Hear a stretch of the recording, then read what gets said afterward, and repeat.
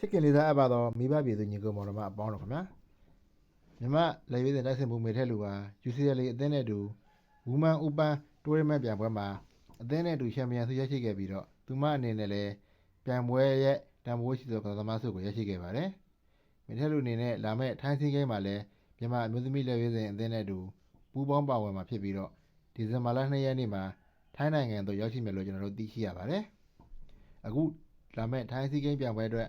မြန်မာလက်ရွေးစင်မျိုးသမီးအသင်းရဲ့ပန်နာမလူစင်းရဲမှာလင်းမြင့်မိုးကိုထပ်မံအားဖြည့်ရွေးချယ်ထားသလိုဣသက်ဖြိုးကိုပါအသင်းမှာခေါ်ယူထားပါတယ်။ဒါကြောင့်မို့လို့အပိသက်လူစင်းမှာ